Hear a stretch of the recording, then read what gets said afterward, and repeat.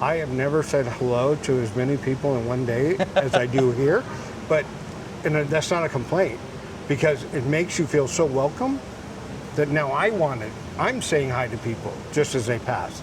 So it changes your whole demeanor, your whole mindset to know that you're welcome here.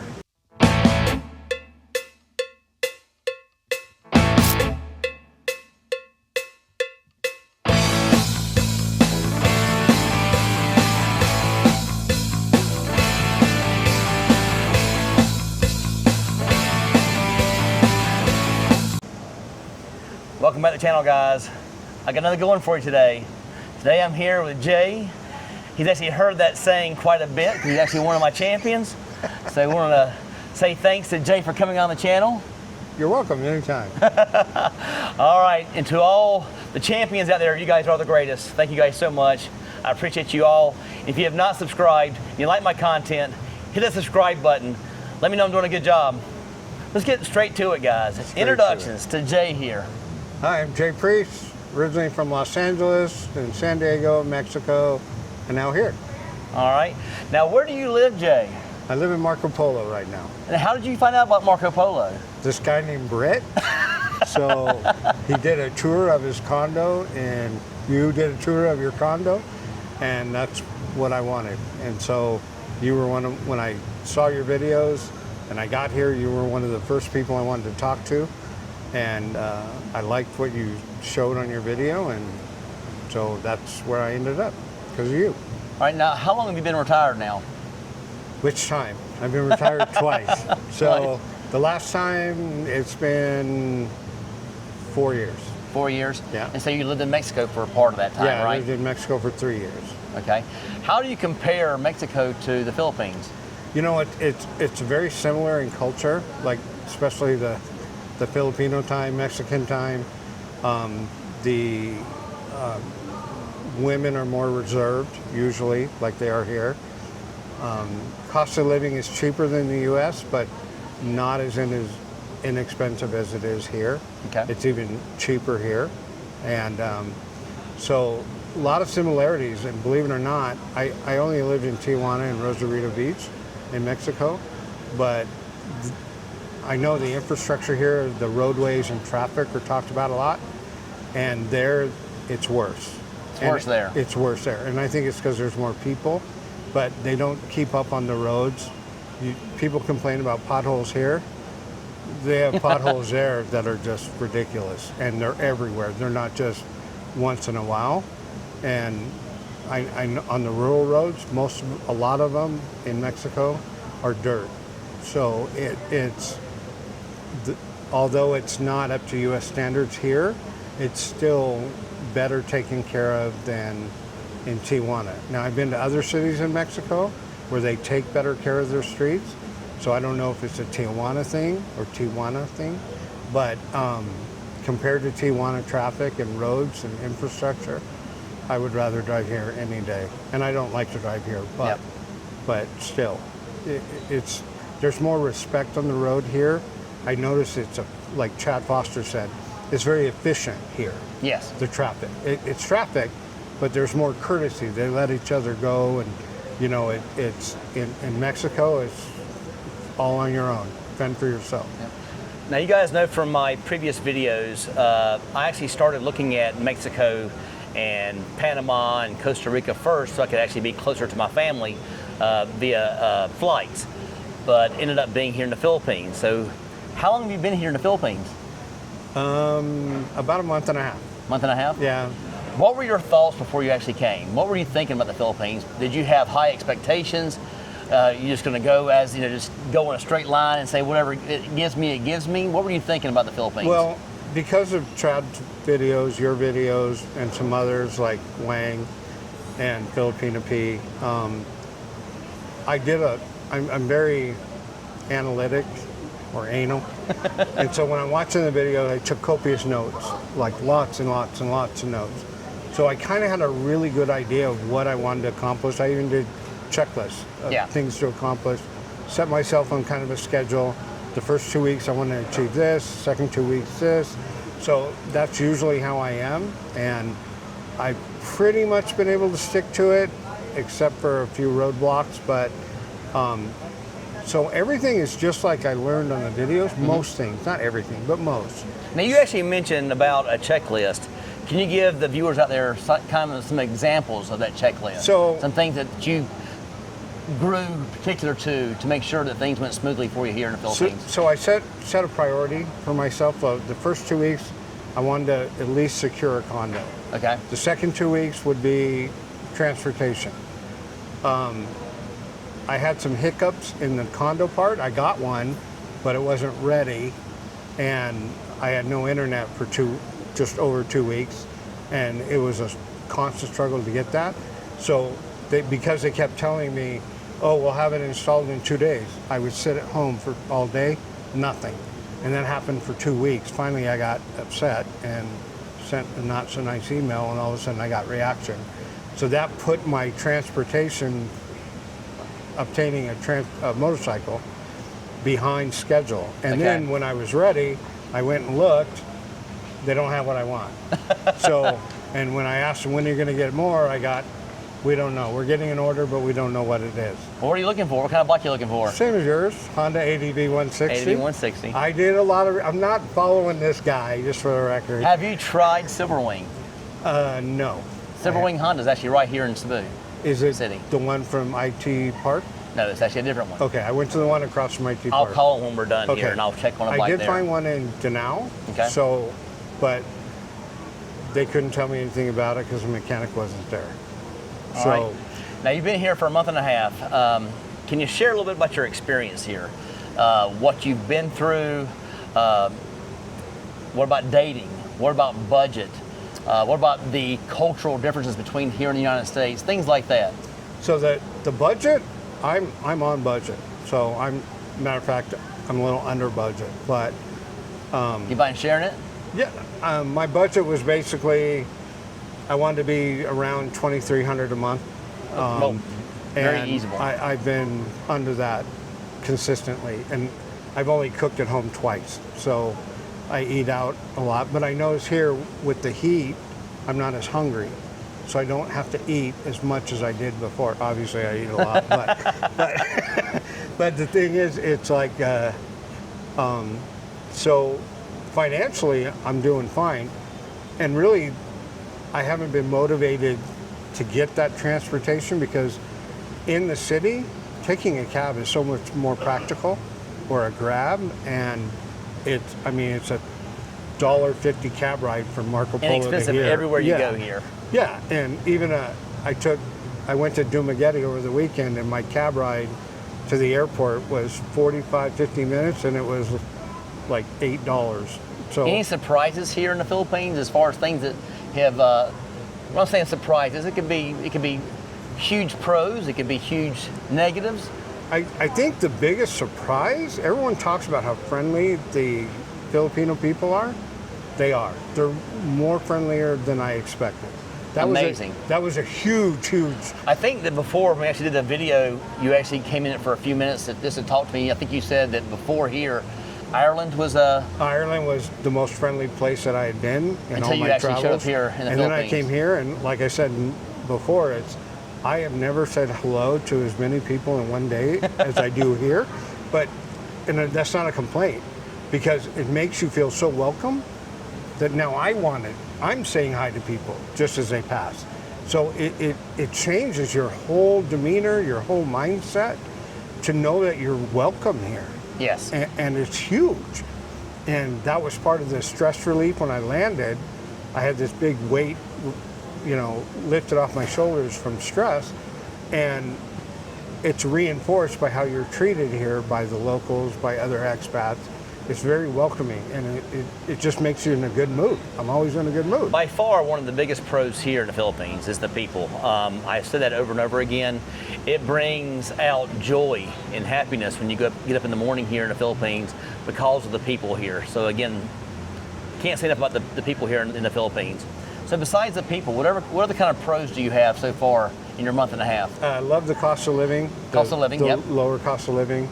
I like the easiness of transportation. It's confusing sometimes, but You know, like the first expat meeting I went to, I ended up in baseline.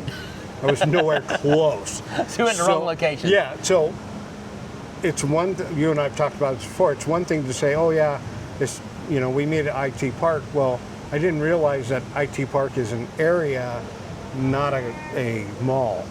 So I got totally lost. And just walking in this mall at Ayala Center, I keep getting lost in here. It's so different setup. Now you just mentioned you went to Dumaguete. Was this your first big trip as you've been here in the Philippines? That is my first big trip to. How did that go? How was the airfare? Did you fly? Did you take bus? Yeah. I looked at all options, and taking a bus was 6.5 hours. Correct. Taking riding a motorcycle was 4.5, according to Google, and flying was 50 minutes, but 50. but it really was 15 minutes. It was like we took off and we landed. Correct. It was so quick, and it was $77 round trip. So again, inexpensive And to that was travel buying here. a week before, not a month or 2 months before. That's one of the best things about Cebu City is actually we're so centralized when it comes to traveling to other islands and or other sites. To actually go to see different things. Yeah. It's amazing here. Yeah, and the airport in Dumaguete, you've probably been there, it's super small. Yep. You can't get lost there. I didn't get lost there, so that's amazing. Any other pros besides that, besides the travel and besides the cost of living, besides the people? Any other? The dating part. That's probably the biggest pro. I mean, I've used dating sites in the United States. I've used them in Mexico, and I've been fairly successful short term in Mexico, and even in the U.S. But Sustainability. And the culture of the women in the U.S. There's a lot of entitlement. Correct. The women are very entitled, and I'm all for setting high standards, but my experience, theirs are too high, and they're almost unachievable. And in Mexico, it's not as, there's not that entitlement. It still happens. Mm-hmm. You still have the scammers just like you do everywhere else, but it worked out pretty well. And I was in a relationship for quite a while in Mexico, and it ended, unfortunately. Now it's fortunately, because it was probably for the best. And then coming here, I was in the dating scene, and it's worked out quite well. And so you actually feel like you're a value here, not just your pocketbook, but they actually care about you. Now, how are you finding your dates? Are you going online? Are you finding on boots on the ground So here, just walking around? I didn't have internet for 2 weeks, and when I came here, my goal was not to date. Okay. I just gotten out of a relationship. I didn't want to start into a new one right away, so I put it off and kept putting it off, even though I was being asked for my phone number by women from 18 to 50. Yes. And I felt grateful that they were acknowledging me and wanted to date me, and I'm not all that, not even close. But come on, Jay. no, it's, all that in a cup of tea. It's true. Okay. No. So when I was sitting at home waiting for internet for those every 2 days it was going to come, I got bored. So I said, well, let me look at the dating market. So I opened Tinder. Yeah. And within 2 hours, I had over 100 likes. I cleaned through all those, picked some that I wanted to talk with, and 2 hours later, I had over another 100. And I'm not a serial dater, so when I had started with a conversation with 4 or 5 of them, I didn't kept those going. Yeah, I didn't look at anyone else. And then when those didn't work out, they weren't what I was looking for, they were looking for, I got back on. So I wouldn't go onto the website and tell. And then I met someone in Dumaguete, and got good potential. So we know why you go down there. Yeah, and so I've had 2 people. One was an outright scammer, the very first one, and I was, being in law enforcement, I'm very aware of scams and stuff. Not completely, I'm not, like I said, but all the stuff you learn in the videos, you know, about what the red flags and all that. So I was on to her, and she went away, and then the next one was playing kind of a longer game, and then it came out, the money, and then one or two more, we just didn't hit it off. Didn't click. Yeah. And so then the one in Dumaketti, 0 red flags, like 0. So you get all your positives here. You talked about dating, you talked about cost of living, you talked about the people, basically a lot of great positives. Besides the Filipina time you talked about, are there any negatives? Again, he did have to deal with Filipina time when it came to his internet service. But other than that, are there really any negatives for you here in the Philippines? Because people ask me all the time, do I have any negatives? And I really have none, because there's so many pros to me, and it kind of like makes me kind of wash away those negative thoughts. But I'm sure there are some out there, I just don't have any. Yeah, you know, honestly, the pro, like everybody says, the pros outweigh the cons. Correct. By far. It's not even close. But I think the value of people's time, and that falls into the Filipino time. Correct. There's no sense of urgency or value or respect for other people's time. Compared to the States. It's Compared always to the urgent. States, Yep. right. And let's go. You know, and I was in the corporate world and the public, you know, public servant and all that stuff. And there's an expectation. It's not here. So that's probably the biggest adjustment or con for me, because I don't have a lot of patience, or I have more now. and for me, when I got here, I knew about the patience thing. I've really been trying to focus on it. And I think for me, it's just tell me the truth. If something's going to take 2 weeks to a month, say that. Don't tell me, oh, in 2 days it'll be here, and then tell me that every 2 days. Yeah. I just want to know how to plan. I can handle slow, you know, things to happen slowly. Just tell me they're going to happen slowly. Don't promise one thing and then never deliver. Right, and that's the thing for me. I think that's the only real negative that I've had, and part of that is my lack of patience. People talk about traffic. They talk about roosters and dogs and beggars, and I always come up with the same thing. I've got so many negatives when I think about the States. Where I live, we have plenty of beggars. Yeah. We have guys that stay here at the corner with children, and they do ask for coins. But again, I've seen that everywhere around the world I've been. Yeah. It's not just been here in the Philippines. Yeah, Mexico's like that too. Same thing. Yeah, it's the same thing. And really, the traffic, like I said, when you drive in Tijuana, I got so anxious driving in Tijuana, I quit driving because it was so bad. And I used to drive everywhere. And here, because of the patience, I know it's going to take time. I prepare for it. Bring a drink, and make sure I have internet access on my phone. Yep. And it takes as long as it takes, and I build that into my travel time. So if I'm going to fly out of the airport and my flight leaves at 11, I'm leaving my condo at 8:30. It gives me plenty of time in case something happens. And, you know, because you've seen the airports, there's not a lot of wait once you get to the airport. No wait here. Yeah, it's not like the U.S. where you're queued up in line for an hour. 2 hours early. Yeah, all that kind of exactly. Stuff. Here, that doesn't happen. Yeah. So, but I still plan for it and no stress. So really, the traffic doesn't bother me because A, I'm not driving in it, and B, I'm planning for it. I bring a drink. I always have a drink with me, and I'm on my phone. And let the driver deal with it. And they do a great job. Yes. They do a great job. All right, we're going to do final thoughts here. Now, again, he's been here for a month and a half. Can you give the viewers some things you would want to know about when you're coming up here to the Philippines? Again, you've been here for a month and a half. You have a little bit of experience now. I think because you and I have talked about this before, because I took such copious notes during the interviews or during the videos, I think the only thing that gets missed is, yes, you can show a map of where things are, but it would be good for us that are coming here to see what you're looking for. Like our first expat meetup that I went to was at Abaca in IT Park. You know how many Abacas there are in Cebu City? And there's 4 in this mall. Yeah, exactly. And I ended up in Baseline, so I wasn't even close. Correct.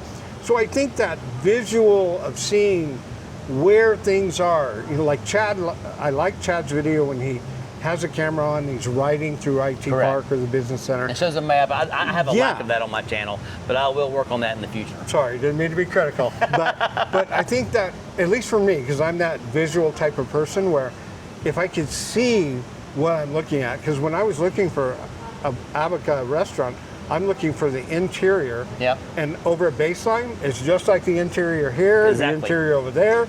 And I'm like, oh, this is it. And the manager, I asked the waitress, I go, yeah, I'm here for I got there early. I'm here for the 10:30 meeting. And she goes, we close at 10. And I'm like, I'm in the wrong place. Wrong place, yeah. And so it took me a while to figure out where exactly it was, because the information like on, and this is no criticism of the Expat Facebook page, I didn't have it. I got my information about the Expat from you, about the meeting. Yeah. So I'm going off limited information. So I think if we publicize more of where to go to get the information, instead of, show up at this IT park, because like I said, there's 4 or 5 of them per Correct. mall. Which one? How do you get there? Like in this mall, it's hard to find things for me. I'm challenged, I guess. and so I think that wayfinding would Correct. be helpful, because wayfinding in all these malls I've noticed, they're almost non-existent. To even find a store, you have to ask someone, and then Concierge is used a lot. yeah, Yep. and then it's like, oh, go down there and make a left. And then you got to stop again and ask somebody else. Yeah, exactly. So I think wayfinding for us expats that are new here would be really, really helpful to so we can see it. Yeah. See the challenges. What does it look like a ride from Marco Polo to IT Park or Ayala Center? Stuff like that. But for the most part, let me take a guess here. Yeah. For the most part, I think you're pretty happy living here. Oh, absolutely. I think you're like me, one of the best decisions you ever made in your life. Ever. Correct. I wish I would have come here 3 years ago instead of going to Mexico. Yes. And it's my paradise, and I don't ever foresee leaving. So just like me, guys, he loves it. Absolutely. But we're going to end it there, guys. I want to thank Jay for coming on the channel today. Always a pleasure. Always. My friend. And to all my champions out there, you guys are the greatest. And if you have not subscribed, you like my content, hit that subscribe button. Let me know I'm doing a good job. And until next time, I think we both love the Philippines. Absolutely. Love the Philippines.